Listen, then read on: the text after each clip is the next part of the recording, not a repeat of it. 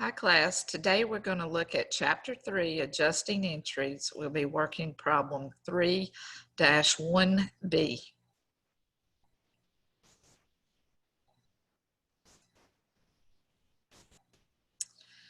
I've made up an Excel spreadsheet for you to look at that really is a copy of Chapter 3, Problem 1B. We're going to be working adjusting entries today. And they have given us this data right here. On May the 31st, the following data were accumulated to assist the accountant in preparing the adjusting entries for Oceanside Realty. And what they want you to do is they want you to analyze each one of these transactions. I'm going to analyze it through T accounts to help to explain to you what would happen in your journal. You'll remember that in Chapter 2, we learned how to journalize transactions, post the journal transactions to the ledger, and how to prepare an unadjusted trial balance. In Chapter 3, we're going to be adding to what you learned in Chapter 2, and we're going to start by analyzing our transactions for adjusting entries. We would complete adjusting entries at the end of the accounting period because some of our accounts in our general ledger are not up to date. So what we're going to have to do at the end of the accounting period is kind of step back and look at our ledger to see if there's any accounts that we need to bring up to date before we prepare our financial statements. So adjusting entries are a planned part of what accountants do at the end of the period. They're going to look at their ledger account balances to see if any of those need to be brought up to date. And how you determine those is based on the terms that we talked about in the first video for this chapter. One of the first things that I would suggest that you do is learn the definitions of those terms that we talked about in the previous video. You need to know how the terms fit into what we're analyzing. And in this transaction, this first one, this A transaction here, they're telling you that you have some fees, which is your revenue, that are accrued. And accrued just means that if it has to do with revenue, it's accrued revenue. And so if it's accrued revenue, it's revenue that we've earned, but we have not written down, recorded in this accounting period in a journal. Our revenue has to be recorded in the time period that it's earned. You have to record it in the time period that it's earned so that you can get all the revenue for that time period, and you can get all of your expenses for that time period, and you can match them against each other. So in A, what it's saying is we're at the end of our accounting period, which happens to be on May 31st. We're at the end of this accounting period, and we haven't sent some of our customers bills for revenue that we've earned during this period. So if you hadn't sent them a bill, you hadn't written this information down, we haven't recorded our revenue properly for this time period. So that's why we need to record this as revenue. You'll remember from Chapter 2 that every transaction has to have at least 2 accounts involved. That's no different in this chapter or any future chapters that we're going to be looking at. Every transaction has to have at least 2 accounts involved And every transaction has to have at least one debit and one credit. In our adjusting entries, they're just going to be accounts that have one debit and one credit. There won't be any compound entries that you have to worry about to make an adjusting entry. Getting back to the A transaction, fees accrued but unbilled means that we need to send a bill to our customers. The way that we do that is we record it in an account called accounts receivable. Now notice on the left-hand side of the page, I've put T accounts, and we should analyze transactions through T accounts before we copy them into the journal. You'll notice that I've created a journal over here, and we're going to be journalizing our adjusting entries by placing them in the journal. This is the same journal. It looks like the same thing that you did in chapter 2. It really is. It's just a continuation of the journal. So we're going to start by analyzing transactions through T accounts first. In the A transaction, I know that since I have some unbilled fees that I need to send my customers a bill. Until I send them an invoice or a bill, I'm not going to receive any money. I'm expecting to receive cash in the future. That's why I'm using accounts receivable here.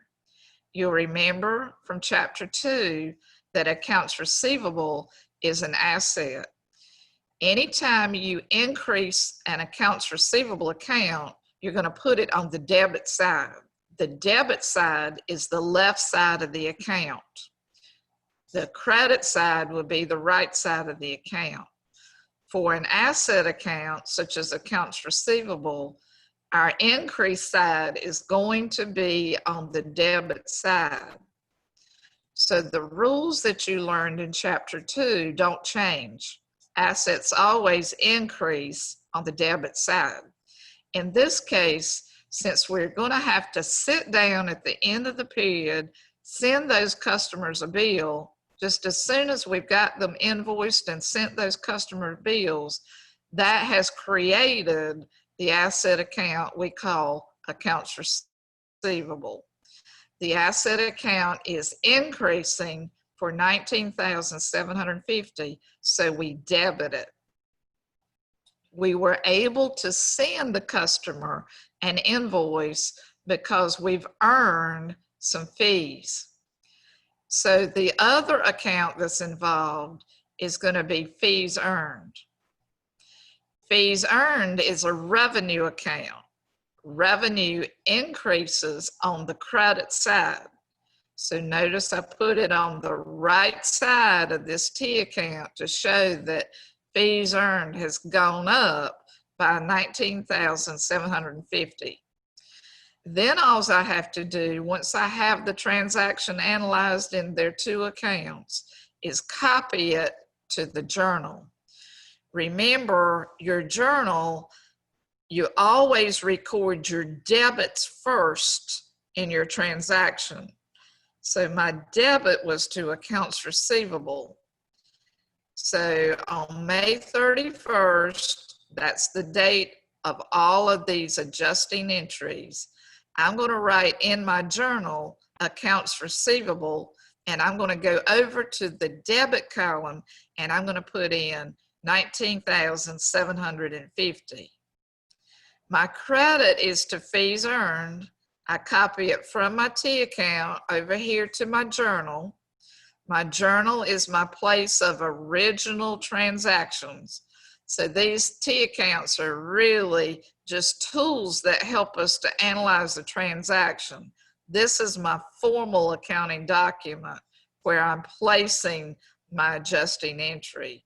My fees earned on the A transaction is credited because revenue is increasing.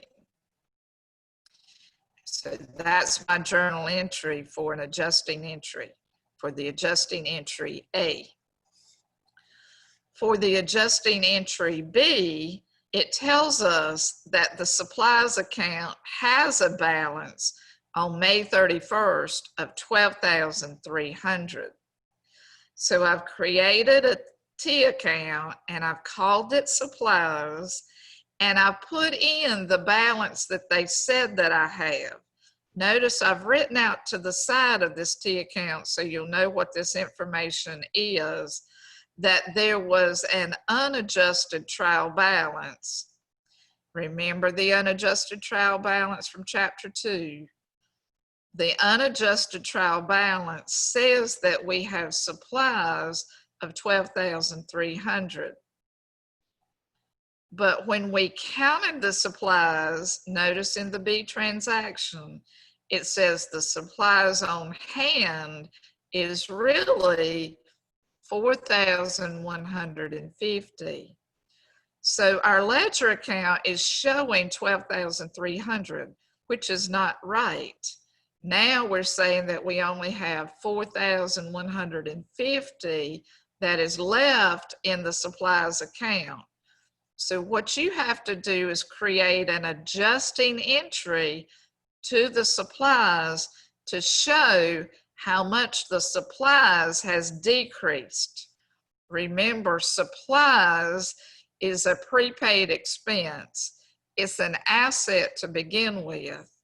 So when we bought the supplies, we debited the supplies account. When we have used the supplies, we're going to have to decrease our supplies account. We're going to have to adjust it. How do I know how much to adjust it for? How do I get this $8,150 balance? I will subtract my supplies on hand as what I have left over from what I had to start with, and that tells me that I've used up $8,150. So my $8,150 in supplies is decreasing the supplies account because I've used that supplies up. And when we use an asset account up, we put it into the supplies expense account. Notice my adjusting entry is 8,150. This is the amount of the supplies that I have used. Again, 12,300 minus what I have left on hand tells me what I have used. If I've used the supplies, it's an expense now. The supplies account has gone down by 8,150, and my supplies expense has gone up by 8,150. Remember, expenses go up on the debit side. My asset is decreasing on the credit side. The only thing we want to record in our journal right now is the adjusting entry. Notice that I debited my supplies expense account for $8,150, and I've got a credit to my supplies account for $8,150. I have one debit, I have one credit, and my debits have to equal my credits after each transaction. So my expenses went up by $8,150. My supplies, which is an asset, has decreased by $8,150. This is an example of a deferred expense. Remember, you need to understand what each one of the transactions are as far as the type of adjusting entry for this chapter. So if it's in the prepaid account to begin with, and we adjust the prepaid account by crediting it, then we're going to debit it for the supplies expense. This is what we refer to as a deferred expense.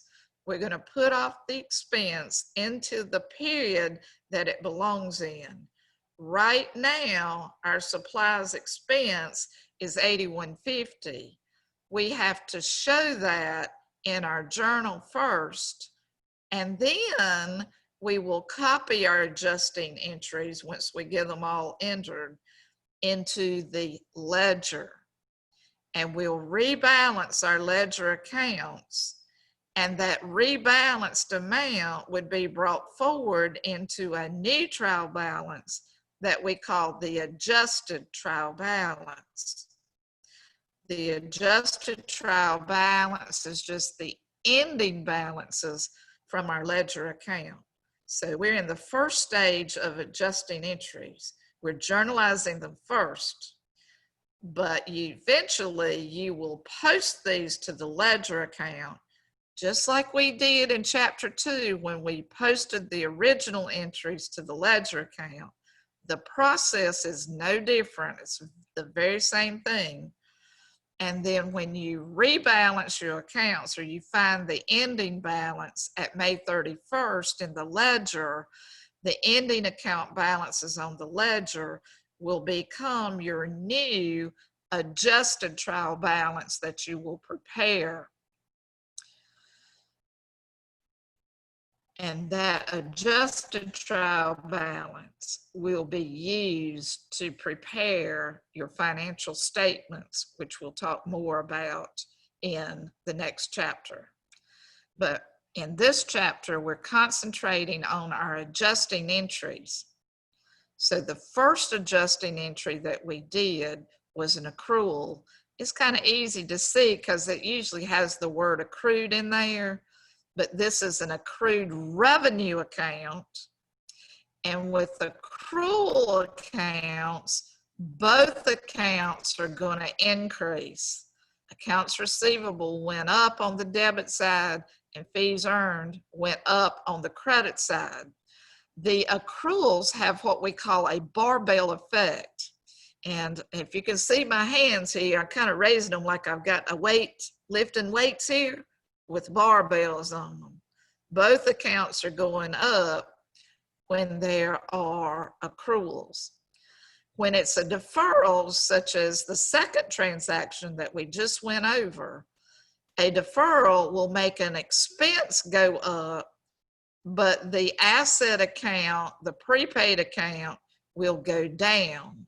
This has what we call a seesaw effect. So one account goes up and the other account goes down. I wish you could see my hands now. One's going up and one's going down. It has a seesaw effect to it if it's a deferral. There's a pattern to these adjusting entries. For those of you who like to find patterns in math, adjusting entries have patterns to them. So deferrals will have a seesaw effect. And remember, we talked about deferred expenses, which this was an example of deferred expenses. We also talked about deferred revenue, which was your unearned accounts. They both are deferrals, so they both have a seesaw effect, which means one account is going to go up and one account is going to go down. But if it's an accrual, doesn't matter if it's an accrued expense or if it's accrued revenue. This first one that we did was accrued revenue, but both accounts will go up. Notice my accounts receivable increased and my fees earned increased.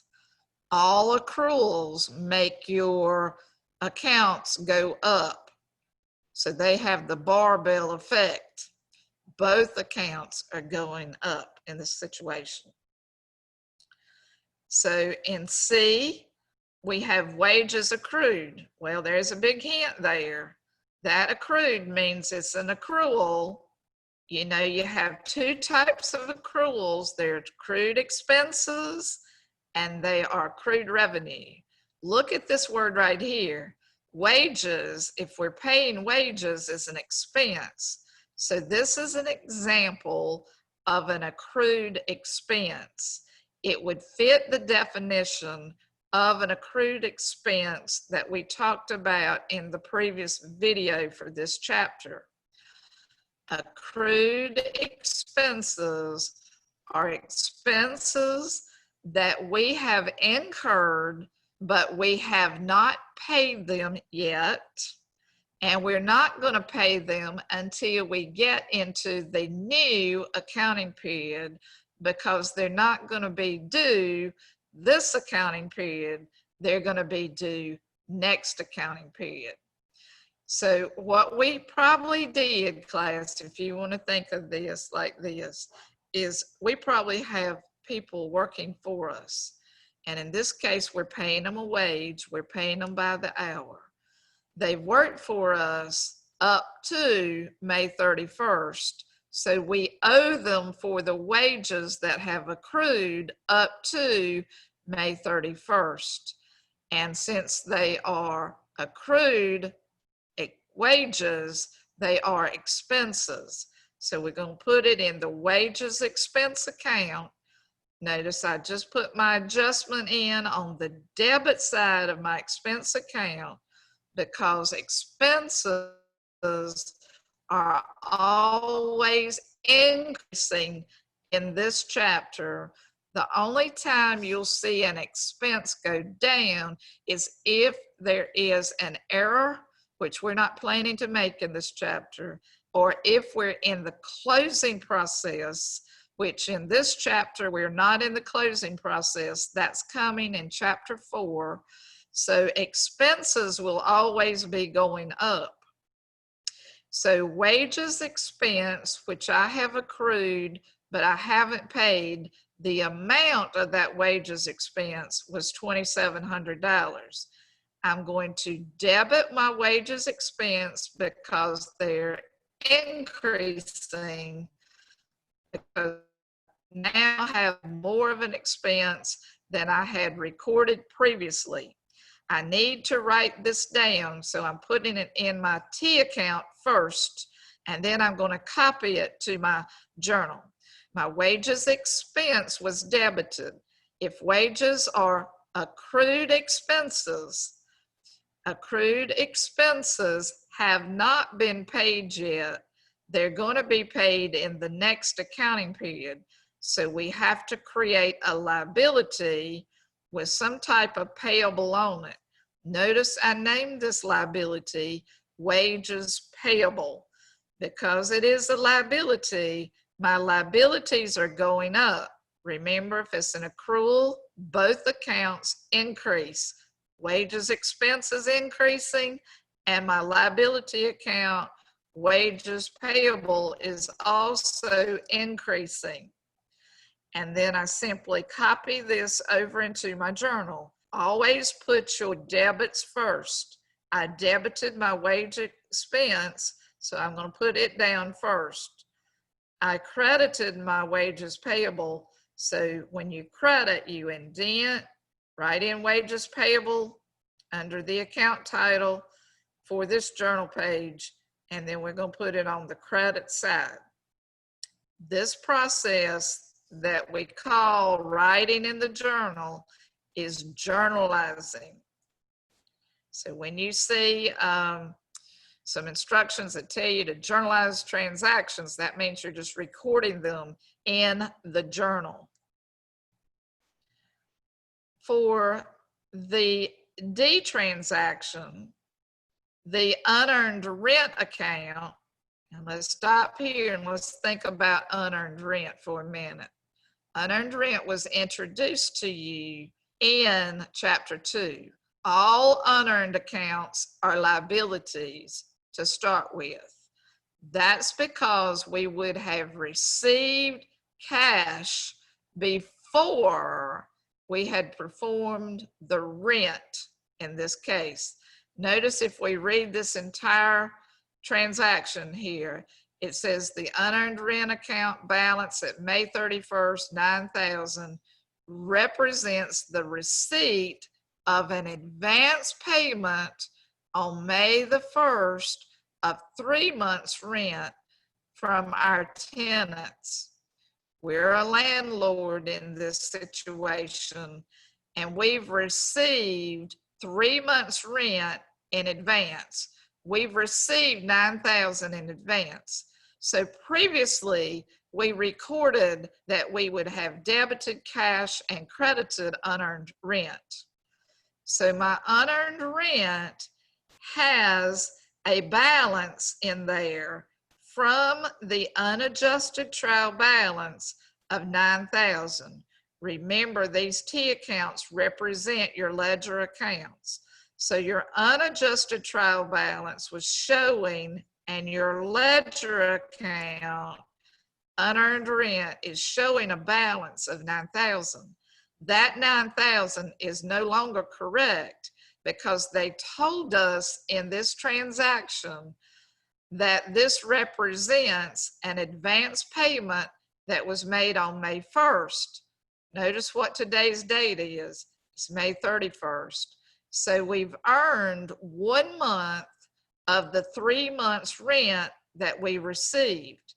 So if you divide 9,000 by 3 months, it's telling you that you are earning $3,000 on May 31st. May 31st is when we do the adjusting entry.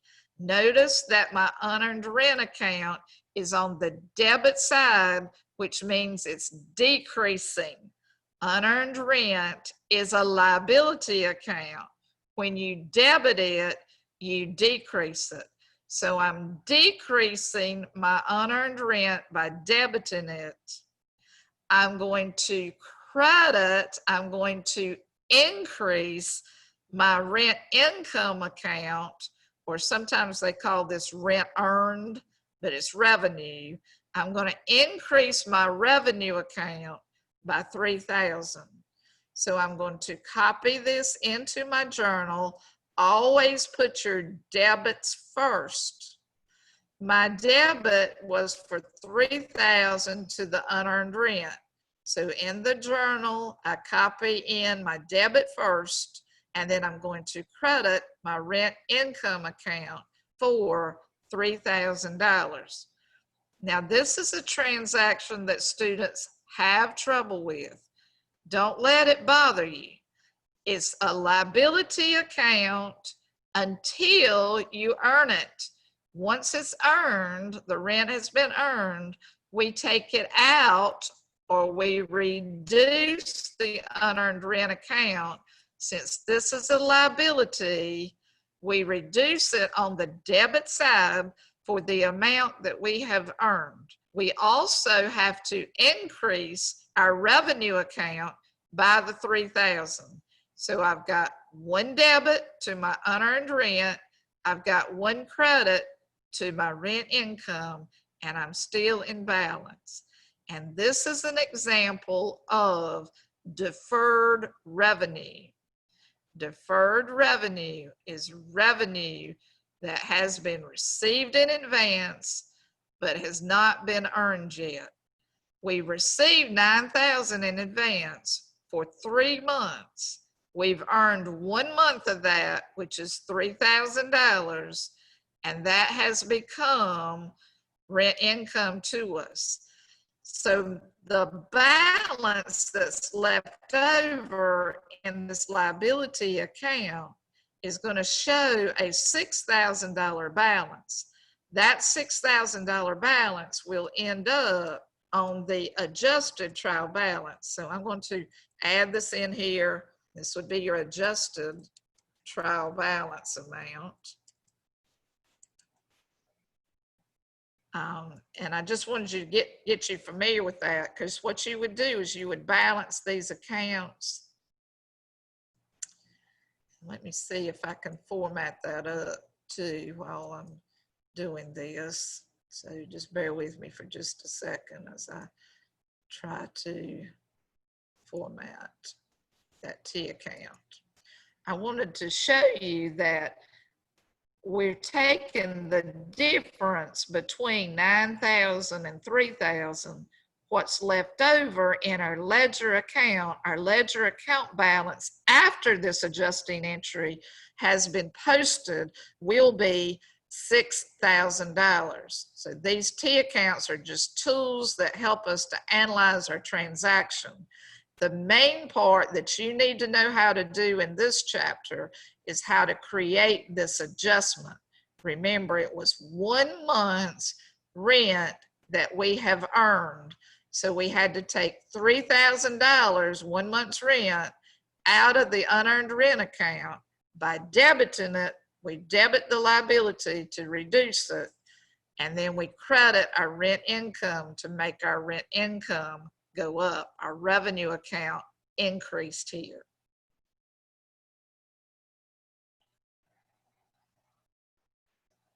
Now, the next transaction has to do with depreciation. Depreciation of office equipment. Office equipment is going to be our plant asset. Remember, our plant assets are the assets that we intend to use for longer than a year. So when we get ready to prepare our balance sheet, we now have a new category under assets that is called plant assets. Office equipment would be listed underneath the plant asset account. Since we're depreciating the office equipment, depreciation means that we're allocating the cost of the office equipment over the life of the office equipment. So they didn't tell us the cost of the equipment, but they did give us the depreciation amount. So the only thing you have to do here is record the depreciation in the expense account. So I've created a T account here and I've labeled it depreciation expense. And I've recorded this adjustment as $3,200. It's on the debit side because this is an expense and our depreciation is going up by $3,200. On the depreciation adjusting entry, you have to have a credit, and the credit will always be in the adjusting entry for depreciation, accumulated depreciation. Accumulated depreciation is a contra asset account. And what contra asset means is that it has an opposite balance of an asset account. So from chapter 2, you learned that assets always increase on the debit side, and that's their normal balance. If it's a contra asset, it increases on the credit side, and that's its normal balance. A contra asset account is opposite of an asset account. So the increase side is over here on the credit side of the account. Think about the term accumulated depreciation. Accumulate means that we're just adding to. So we're going to always add to the contra asset account whenever we depreciate an asset. We're always putting it on the credit side. The only time you will see accumulated depreciation go down is when we sell the asset account that it's related to. The asset account that accumulated depreciation is related to is the office equipment account. Notice this is the name of the account for the adjusting entry. Accumulated depreciation / office equipment. The reason we have to have a / office equipment behind this accumulated depreciation is we may have other plant assets or fixed assets, as they're sometimes called, that we will be depreciating. Each type of fixed asset that is depreciating has its own separate accumulated depreciation account that goes with it. This tells us that it's accumulated depreciation and that the depreciation was on the office equipment. So on the balance sheet, when you get ready to put down this account, it's a contra asset account, which means it's going to go on the balance sheet and it's going to offset the office equipment account. So under your fixed assets on the balance sheet, you're going to find office equipment, and that office equipment will have its cost in it. Right underneath office equipment, you're going to have this account, accumulated depreciation, and the amount that is the balance of the accumulated depreciation on the balance sheet date will be deducted from the cost to find the book value on the balance sheet. Remember, the book value was a value that we assigned to an account on our books. It doesn't mean it's market value, it's just an amount that we assign on our books to an account. And so depreciation expense, my adjusting entry, I debited depreciation expense and I credited my accumulated depreciation account for $3,200. This was an example of a depreciation type of adjusting entry. So it's very important that you look at the terms video that I showed you in chapter 3, or that I posted in chapter 3. You have to get these terms down as far as definitions, and then this is how you apply it. This is how you prepare adjusting entries, and then the remainder of the chapter is going to be talking to you about how to copy the adjusting entries to the ledger, the same ledger that you prepared earlier, and how to copy from the ledger to the adjusted trial balance. And those are the steps that you're going to learn in this chapter. So I'm going to stop here sharing this with you, and I'll see you another time. Bye-bye.